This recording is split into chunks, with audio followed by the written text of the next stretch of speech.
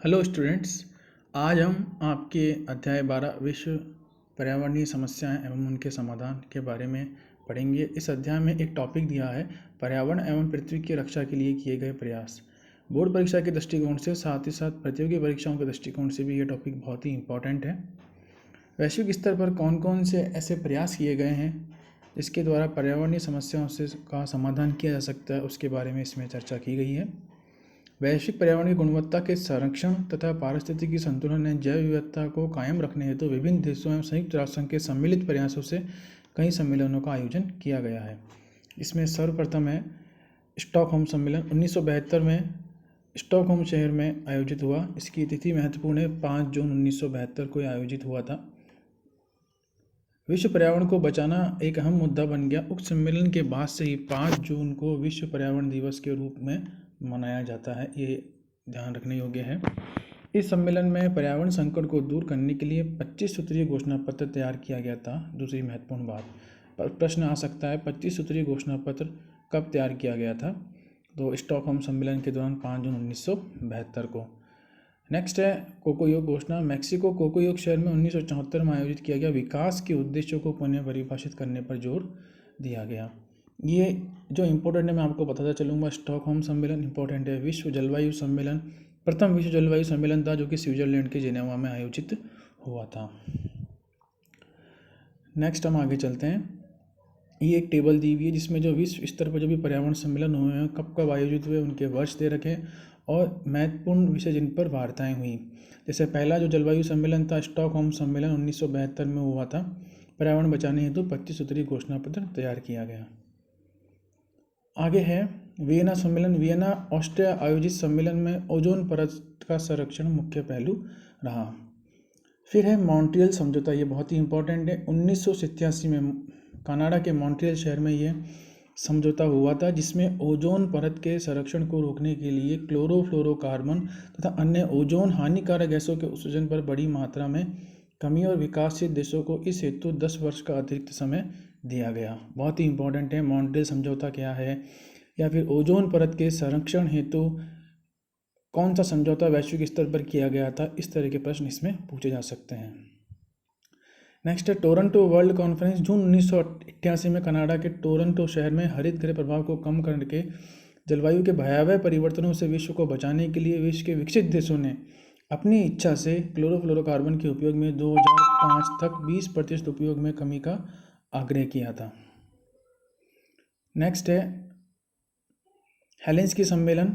2 मई 1989 Helsinki में chlorofluorocarbon के उपयोग में कमी कर ओजोन संरक्षण को बचाने का प्रयास तेज करने के लिए कहा गया। फिर इम्पोर्टेंट आ रहा है पृथ्वी शिखर सम्मेलन जो कि 3 से 14 जून 1992 को आयोजित हुआ था ब्राज़ील के रियो डी जेनेरो में। ध्यान रखने योग्य है। इसमें क्या क्या मुख्य उद्देश्य थे इस सम्मेलन के, उसमें पहला है ग्लोबल वार्मिंग को रोकना, वन संरक्षण, जैव विविधता कार्यक्रम, रियो घोषणा पत्र समझौते किए गए जिसके अंतर्गत धरती के पारिस्थितिक तंत्र की अखंडता और गुणवत्ता की बहाली, सुरक्षा और संरक्षण के लिए विभिन्न देश विश्व बंधुत्व की भावना से आपस में सहयोग करेंगे।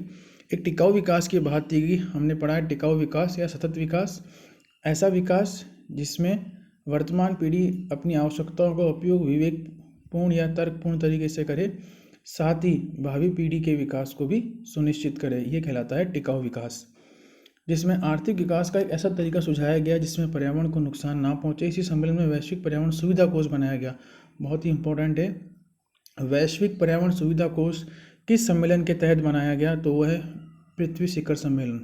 वैश्विक पर्यावरण सुविधा कोष जो निम्न कार्य करने हेतु सहायता देगा। इसमें पहला है ग्लोबल वार्मिंग को रोकना, जैव विविधता संरक्षण को बढ़ाना, ओजोन परत को सुरक्षा प्रदान करना। चौथा है अंतर्राष्ट्रीय जल संसाधनों का प्रदूषण नियंत्रण करना।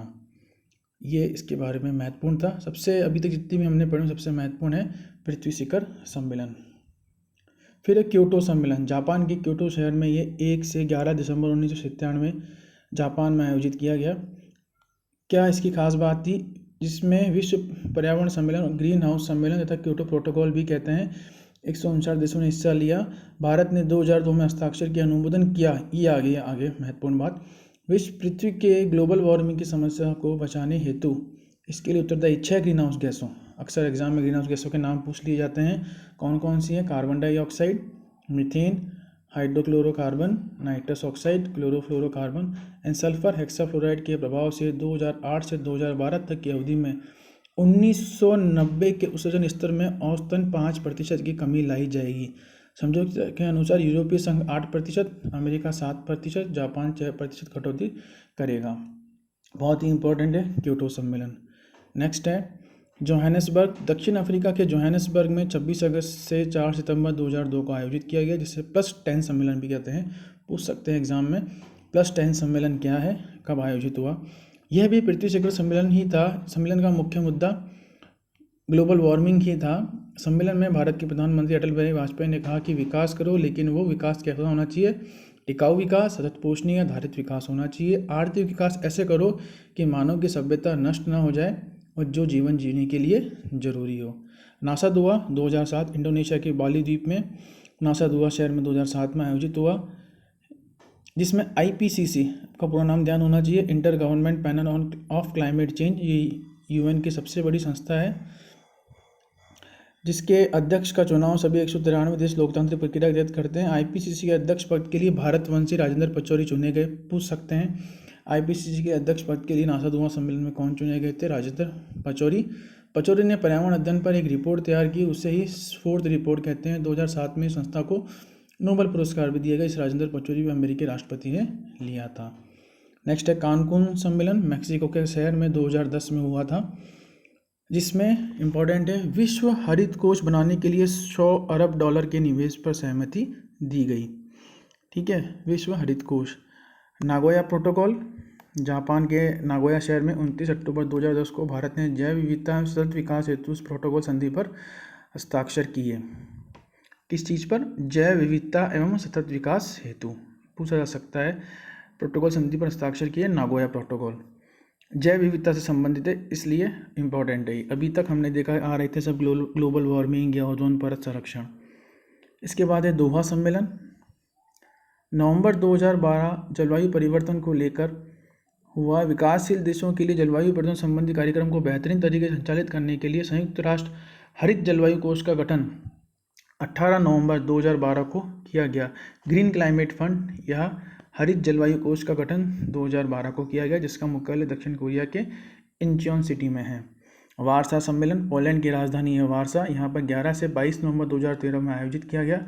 हरित जलवायु कोष एवं जलवायु परिवर्तन संबंधी समझौते पर 2015 तक हस्ताक्षर कराने जैसे बिंदुओं पर सहमति बनी। विश्व पृथ्वी सम्मेलन 2016, 22 अप्रैल 2016 को संपूर्ण विश्व में 46वां विश्व पृथ्वी सम्मेलन दिवस मनाया गया। इस बार पृथ्वी दिवस का मुख्य उद्देश्य था पृथ्वी के लिए वृक्ष। थीम पूछ सकते हैं इसकी, थीम या उद्देश्य पृथ्वी के लिए वृक्ष, ट्रीज फॉर द अर्थ था। पृथ्वी के संरक्षण हेतु विश्व भर में जागरूकता फैलाने हेतु यह दिवस 1970 से प्रतिवर्ष मनाया जाता है।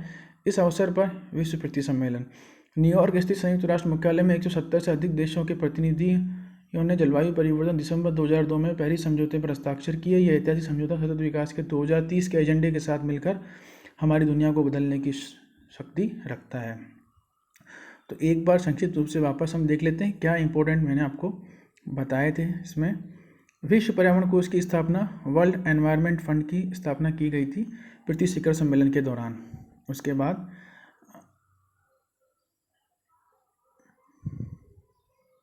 क्योटो सम्मेलन में ग्रीन हाउस गैसों के उत्सर्जन को कम करने के प्रयास किए गए थे। इसमें कहा गया 1990 के उत्सर्जन के स्तर में औसतन 5% की कमी लाई जाए। नागोया प्रोटोकॉल संबंधित था जैव विविधता से, ही हमें ध्यान होना चाहिए। उसके बाद है ग्रीन क्लाइमेट फंड, इसके मैंने अभी आपको बताया था। हरित जलवायु कोष किसके तहत हुआ था? ये दोहा सम्मेलन, हरित जलवायु कोष का गठन किया गया था दोहा सम्मेलन के दौरान में। तो ये कुछ इंपॉर्टेंट इसमें प्रश्न बन सकते हैं इस टॉपिक में से। आगे प्रमुख दिवस है, जिसमें से विश्व जैव विविधता दिवस 22 मई इंपॉर्टेंट है। जनसंख्या दिवस 11 जुलाई इंपॉर्टेंट है। विश्व ओजोन दिवस 16 सितंबर। पर्यावरण दिवस हम सभी जानते हैं 5 जून। और इसके अलावा पृथ्वी दिवस 22 अप्रैल। कुछ पर्यावरणीय संस्थाएं, उनके नाम आपको पूरे ध्यान होने चाहिए। UNEP, IUCN। ट्रैफिक क्या है? ये पादप एवं जंतुओं के अवैध व्यापार पर नियंत्रण रखता है ट्रैफिक। इसमें दो F आ रहे हैं, तो आप याद आसानी जा सकते हैं। 2 F से मतलब है फ्लोरा एंड फोना यानी पादप और जंतु। WWF world wild fund for nature जो कि स्विट्जरलैंड के ग्लाइंड में मुख्यालय है, प्रतीक चिन्ह लाल पांडा है। IPCC नासा दुआ के 2007 में सम्मेलन हुआ था, तब इसकी बात आई थी IPCC की। भारतीय संस्था एवं संगठन botanical survey of India Kolkata में है। काजी का पूरा नाम हमको ध्यान होना चाहिए, जो कि राजस्थान के जोधपुर में है। FRI देहरादून में है। भारतीय वन्य जीव संस्थान देहरादून 1985 में है। नीरी राष्ट्रीय पर्यावरण अभियांत्रिकी शोध संस्थान national environmental engineering research institute जो कि नागपुर में है। तो ये इस टॉपिक के बारे में था। आपके जो भी प्रश्न हो आप वो पूछ सकते हैं, और साथ ही साथ ये जो टेबल दी हुई है इसमें कौन सा सम्मेलन कब आयोजित हुआ और क्या उसकी वार्ता का प्रमुख विषय था उसको भी आप ध्यान रखें। Thank you.